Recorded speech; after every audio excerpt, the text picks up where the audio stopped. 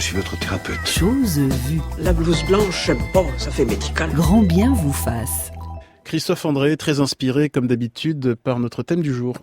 Oui. Alors je me suis dit, effectivement, à propos de cette charge mentale, qu'au départ, nous les humains, nous sommes quand même des chanceux. Nous avons un chouette cerveau qui peut nous aider à voyager dans le temps, dans l'espace, nous aider par exemple à anticiper, à rêver de nos prochaines vacances, à faire des projets pour notre retraite, à savourer le futur par avance, à mieux le préparer.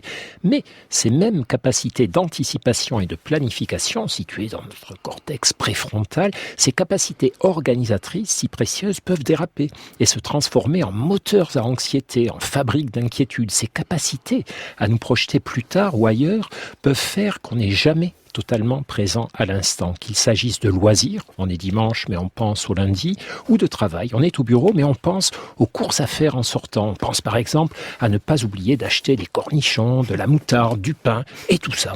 Des cornichons, de la moutarde, du pain, du beurre, des petits oignons, des confitures et des œufs durs, des cornichons, des cornets de bif et des biscottes, des macarons, un tire-bouchon, des petits beurres et de la bière, des cornichons.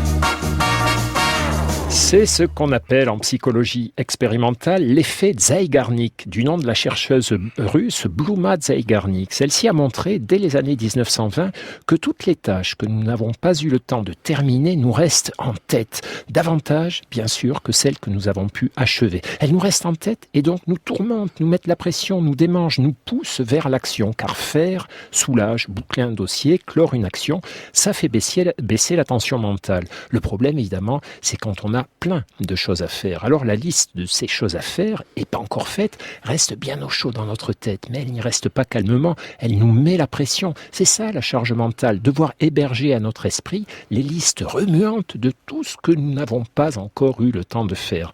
Et la charge mentale, c'est aussi savoir au fond de nous que nous n'aurons jamais assez de temps pour toutes les faire, ces choses, ou du moins pour les faire tranquillement, calmement, comme il faudrait. Il va falloir accélérer, il va falloir speeder, il va falloir surtout ne pas se reposer, ne pas perdre de temps, et c'est là que les ennuis commencent. Il est alors urgent de pratiquer l'exercice du canapé. Le soir, en rentrant chez soi, on commence par s'asseoir dans le canapé pour respirer, se détendre, tranquille, ne rien faire pendant 5 minutes. Non, plutôt 10 minutes, allez, tant qu'on y est. Évidemment, à peine assis, on est attaqué de tous les côtés, attaqué par nos pensées, nos propres pensées, les pensées sur les choses à faire. Quoi ? Comment ? Tu te poses un instant, alors que tu n'as pas fait les courses, pas acheté les cornichons, pas rangé la maison, alors que des amis viennent dîner, tu n'as pas commencé à préparer le repas, pas terminé de répondre à tes mails de boulot, pas téléphoné à ta copine qui vient de divorcer, pas vérifié que les enfants étaient bien sur leurs devoirs et pas sur leurs écrans.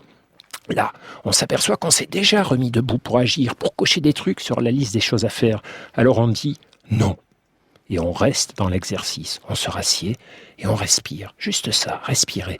Les pensées attaquent encore, on leur redit non. Et on leur explique. Non, c'est bon, j'ai compris. J'aurai toujours des choses à faire, même sans jamais dormir, sans jamais me reposer. Alors là, j'ai décidé de faire une chose encore plus importante.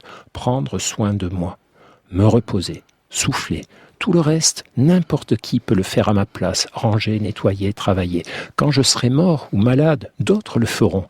Mais me poser et me reposer, il n'y a que moi qui puisse le faire. Et c'est maintenant, tant que je suis vivant, ou vivante évidemment. Voilà. À partir de désormais, grâce à cette chronique, ce sera comme ça tous les soirs. On fera l'exercice du canapé.